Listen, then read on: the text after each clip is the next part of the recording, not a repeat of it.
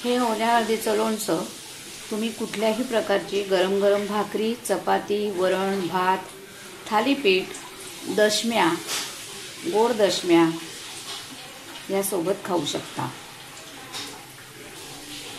हे ओल्या हळदीचं लोणचं जर तुम्ही केलं नसेल तर जरूर करून बघा। निश्चित तुम्हाला इतर लोणच्याप्रमाणे नक्कीच आवडेल। तुम्हाला जर लोणच्यामध्ये मसाला जास्त हवा असेल तर तुम्ही त्याच्यामध्ये मोहरीची डाळ थोडं जास्त प्रमाणात घाला।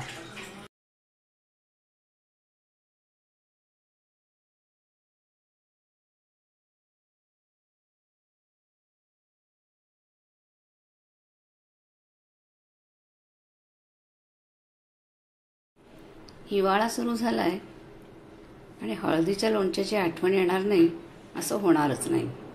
त्यामुळे आज आपण बघणार आहोत ओल्या हळदीचं लोणचं ही रेसिपी। ओली हळद ही शरीराला किती फायदेशीर आहे हे तुम्हाला सगळ्यांना माहितीच आहे। रोजच्या जेवणात सुद्धा आपण हळदीचा उपयोग करतो। हळदीचे फायदे अगदी खूप आहेत। रोगप्रतिकार शक्ती वाढवते, कॅन्सरच्या पेशी वाढू देत नाही, डायबिटीजच्या लोकांसाठी शुगर नियंत्रणित ठेवते, सांधेदुखीवरती फायदेशीर आहे, ग्लो वाढवते, पी हळद आणि हो गोरी असं आपण म्हणतो, म्हणजे हळदीने रंग हा उजळतो। आता ही ओली हळद आपण स्वच्छ धुवून घ्यायची आहे आणि त्याच्यावरचं हे साल काढून घ्यायचं आहे। ही साल तुम्ही याच्याने काढून घ्यायची किंवा अशा सुरीने काढून घ्यायची। सुरीने काढल्यामुळे साल जास्त निघत नाही, त्यामुळे नुसतं सुरीने अशी खरवडून घ्यायची आणि जर ह्याचा उपयोग केला तर साल ही जास्त प्रमाणात निघते। आता आपण हळद आधी स्वच्छ धुवून घेऊया। रोगप्रतिकार शक्ती वाढते, सर्दी खोकल्यापासून आपल्याला आराम मिळतो, त्वचेची चमक वाढते, पचनशक्ती सुधारते, शरीरातली सूज कमी होते, तिच्यामध्ये अँटीऑक्सिडंट हा गुणधर्म आहे, आरोग्य सुधारण्यास मदत होते। ओली हळद रक्त शुद्ध करण्यास मदत करते, सांधेदुखीसाठी सुद्धा चांगली आहे, शरीरातली सूज कमी करण्यासाठी ते प्रभावी आहे, ज्याच्यामुळे संधिवात आणि सांधेदुखीमध्ये आपल्याला आराम मिळतो। ओली हळद म्हणजे औषधी गुणांचा खजानाच आहे। आता हळदीचं लोणचं करताना आपण त्याच्यामध्ये आल्याचा पण उपयोग करणार आहे। आल्यामध्ये पण अनेक फायदे आहेत। पचनशक्ती सुधारते, रोगप्रतिकार शक्ती वाढवते, मळमळ कमी होते, शरीरातली सूज कमी होते, अँटीऑक्सिडंट दाहक विरोधी गुणधर्म त्याच्यामध्ये असतात। त्याचप्रमाणे कोलेस्ट्रॉल कमी करण्यासाठी सुद्धा त्याचा उपयोग होतो आल्याचा। आल्याचे सुद्धा अगदी आश्चर्यकारक भरपूर फायदे आपल्या शरीरासाठी आहेत। कफ आणि खोकला याच्यावरती आपल्याला आल्यामुळे आराम मिळतो। सर्दीमध्ये आल्याचा उपयोग करतात, आपण चहामध्ये सुद्धा अगदी आलं वापरतो। पचनक्रिया आल्यामुळे सुधारते, कोलेस्ट्रॉलचे प्रमाण कमी होण्यास मदत होते। आलं खाल्ल्यामुळे रक्ताच्या गुठळ्या होत नाही, रक्तप्रवाह हा सुरळीत होतो। म्हणून हृदयविकार असणाऱ्या व्यक्तींनी आल्याचा वापर आपल्या आहारामध्ये अगदी जरूर करावा। संधिवातावरती आलं हे अतिशय उपयुक्त आहे। कॅन्सरवर सुद्धा आलं हे उपयुक्त आहे। कॅन्सर वाढवणाऱ्या पेशींचा नाश होतो। शरीराला एवढे फायदे आपल्याला ओल्या हळदीमुळे आणि आल्यामुळे मिळतात, त्यामुळे हिवाळ्यामध्ये ओल्या हळदीचं लोणचं अगदी जरूर करून खावं आणि त्याच्यामध्ये आल्याचा वापर करावा। अशा प्रकारे आपण आधी हळदीच्या वरचं साल काढून घेतोय। हळद आणि आलं हे दोन्ही उष्ण असतं, त्यामुळे ते योग्य प्रमाणातच खावं। हे लोणचं हिवाळ्यात आणि पावसाळ्यामध्ये अगदी अवश्य खावं, कारण त्याच्यापासून भरपूर फायदे आहेत। इथे आपण हळदीवरचं आणि आल्यावरचं साल काढून घेतलंय। इथे आपण पाव किलो ओली हळद घेतली आहे आणि 100 ते 150 ग्रॅम आलं घेतलंय। 2 ते 3 लिंबू घ्यायचे आहेत। हळदीचे आणि आल्याचे आपण एक बारीक तुकडे करून घ्यायचे किंवा किसणीवरती किसून घ्यायचे। हळद जाड किसणीवरती किसून घ्या किंवा अशा प्रकारे त्याचे बारीक बारीक तुकडे करून घ्यायचे आहेत।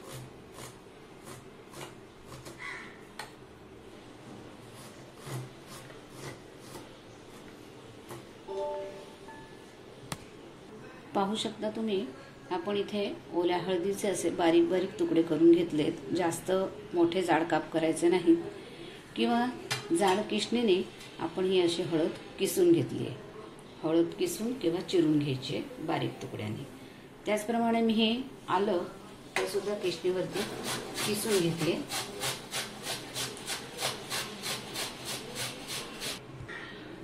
हे आहे ओल्या हळदीच्या लोणच्याला लागण्यासाठी साहित्य. मुख्य म्हणजे ओली हळद, आलं, पोपटी रंगाच्या अशा हिरव्या मिरच्या, ह्या सुद्धा लोणच्यात छान लागतात, किंवा कापून लिंबाचे तुकडे. मसाल्यासाठी 10-12 मिरे, बडीशोप, जिरे, धणे, मेथीदाणे, मोहरी म्हणजे मोहरीची डाळ, हिंग, लाल तिखट, मीठ. तुमच्याकडे जर लोणच्याचा मसाला अवेलेबल असेल कुठला तर तो त्याच्यात वापरला तरीही चालतो. आपण प्रथम 2 चमचे म्हणजे 2 पोहे चमचे जिरे, 2 पोहे चमचे बडीशोप, 2 पोहे चमचे धणे आणि 10 ते 12 मिरे, थोडासा दालचिनीचे 2 ते 4 तुकडे, हे सगळं तव्यावरती आपण थोडंसं भाजून घेणार आहोत आणि त्याची पावडर करून घेणार आहोत. तवा तापल्यानंतर त्यात जिरे आणि दालचिनीचे तुकडे, धणे, बडीशेप, मिरं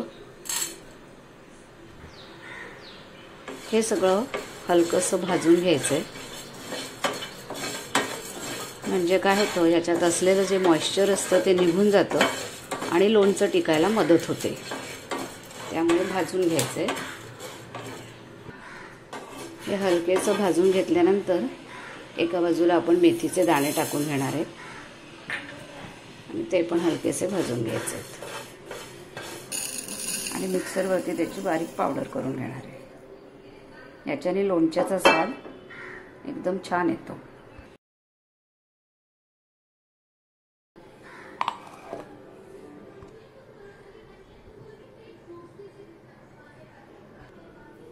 मिक्सरवरती आपण पावडर दळून घेतली आहे ओल्या हळदीचं लोणचं आणि त्यात 100 ग्रॅम आलं, त्याचप्रमाणे 100 ग्रॅम हिरवी मिरची घालून घ्यायची आहे किंवा काही लिंबाचे फोडी घालून घ्यायचे आहेत. म्हणजे मिक्स लोणचं सुद्धा अतिशय छान लागतं. आता आपण इथे 2 वाट्या तेल घेतोय. मी इथे शेंगदाण्याचं नेहमी जेवणाला वापरते ते तेल घेतलंय. तुम्ही कुठल्याही प्रकारचं तेल वापरू शकता. तुम्ही जे तेल नेहमी वापरतात ते घेतलं तरी चालेल. मी इथे 1.5 वाटी तेल घेतलंय. लोणचं टिकण्यासाठी तेल हे जास्तच लागतं. या तेलात आता आपण ही ओली हळद टाकून घेणार आहे.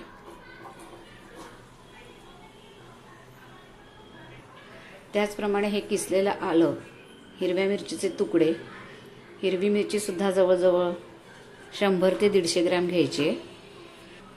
तेलात छान आपण ही हळद, आलं, हिरव्या मिरच्या हे सगळं व्यवस्थित तेलामध्ये परतून घ्यायचं आहे. त्याच्याने काय होतं, लोणचं टिकायला मदत पण होते आणि लोणचं हे आपल्याला पटकन मुरतं आणि पटकन खायला मिळतं. किंवा तुम्ही वरूनही याला फोडणी देऊ शकतात, पण अशा प्रकारे केलेलं लोणचं हे जास्त दिवस टिकतं. आता 2 ते 5 मिनटं हे छान आपण तेलावरती परतून घ्यायचं आहे.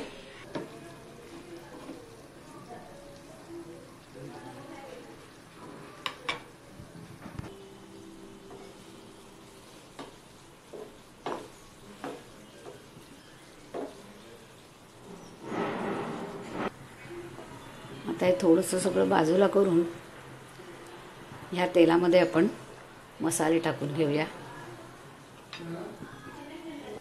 मसाले गरम तेलामध्ये छान तळले जावे, भाजले जावे, त्यामुळे थोडंसं मी जी हळद परतून घेतली आहे ती बाजूला करून घेतली आहे आणि त्या तेलामध्ये प्रथम आपण हिंग टाकून घेऊया. लोणच्यामध्ये हिंग अतिशय छान स्वाद देतं, त्यामुळे हिंग टाकून परतून घ्यायचं आहे. टाकून घ्यायचंय लाल तिखट 2 पोहे चमचे, अर्धा किलोसाठी. तिखट हवं असेल तर 3 आणि 2 पोहा चमचे लाल काश्मीरी तिखट पण घालून घ्यायचे, म्हणजे लोणच्याला रंग छान लाल येतो. आणि हे मसाले जे आहेत ते तेलामध्येच टाकून परतून घ्यायचे. रंग असा लाल आणि छान येतो आणि लोणचं छान दिसतं. आता ही मोहरी डाळ टाकून घेऊया. ही दळून घेतली तरी चालते मसाल्यासोबत, किंवा अशी जरी टाकली तरी ती लोणच्यामध्ये छान मुरते. थोडासा आपण लोणचं मसाला टाकून घ्यायचा आहे. तुम्हाला जो आवडेल ज्या कंपनीचा तो लोणचं मसाला टाकून घ्यायचा आहे.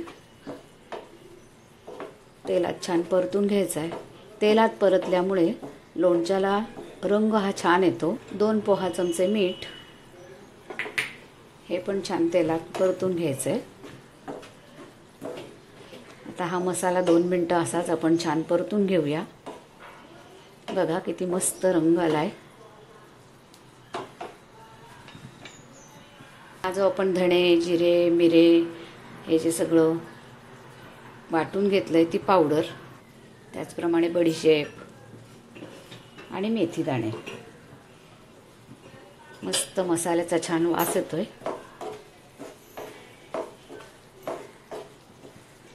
हे बघा. आता आपण गॅस बंद करून घ्यायचा आहे. आता हे जवळजवळ 3 तास एकदम थंड होऊ द्यायचंय. थंड होईपर्यंत आपण ह्या 3 लिंबांचा रस काढून घ्यायचा आहे लोणच्यात टाकण्यासाठी, म्हणजे लोणच्याचा स्वाद एकदम छान येतो. आता हे गार झाल्यानंतर परत सगळा मसाला सगळा मिक्स करून घ्यायचा आहे.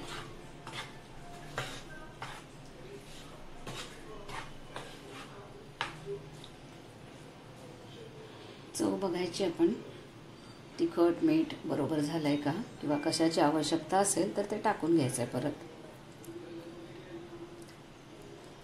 एकदम सगळं करेक्ट झालंय. मी इथे 2 ते 3 लिंबांचा रस घेतला. आता वरून आपण याच्यात टाकून घ्यायचा आहे. याच्याने लोणच्याची चव छान येते आणि छान मस्त तिखट आंबट असं छान स्वादिष्ट लोणचं तयार होतं. मस्त छान तेलाचा लालसर असा छान तवंग आलाय. लोणचं दिसायलाही छान दिसतंय आणि खायलाही अगदी उत्तम चविष्ट आहे. तेव्हा हिवाळ्यात, पावसाळ्यात हे हळदीचं लोणचं आलं घालून, मिरची, आलं, लिंबू घालून हे लोणचं तुम्ही पण नक्की करून बघा. आरोग्यासाठी अगदी हेल्दी आणि औषधी ओल्या हळदीचं लोणचं. आता हे गार झाल्यानंतर आपण बरणीत भरून घेऊया.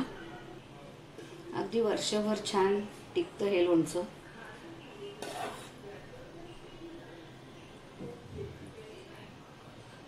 तुम्ही बाहेर ठेवा किंवा फ्रीजमध्ये ठेवा,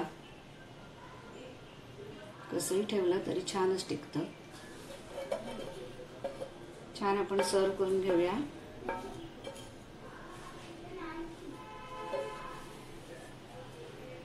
पाव किलो ओल्या हळदीच्या लोणच्यासाठी आपण 1.5 वाटी तेल वापरले आणि तेवढं तेलाचं प्रमाण अगदी योग्य आहे. तयार आहे आपलं ओल्या हळदीचं औषधी गुणधर्म असलेलं लोणचं. रेसिपी जर तुम्हाला आवडली असेल तर रेसिपीला लाईक, शेअर आणि सबस्क्राईब करा. हाईप द्या. बेल आयकॉनला क्लिक करा. थंड झाल्यानंतर म्हणजे जवळजवळ 3 तासांनी थंड झाल्यानंतरच हे लोणचं काचेच्या बरणीत भरून घ्यायचंय. प्लॅस्टिकच्या बरणीमध्ये भरायचं नाही, काचेच्या बरणीतच भरायचंय. तयार केलेलं ओल्या हळदीचं लोणचं आपण काचेच्या बरणीत भरून घेतलंय. त्याच्यावरती तुम्ही तेल किती आहे व्यवस्थित झालेलं आहे ते बघू शकता.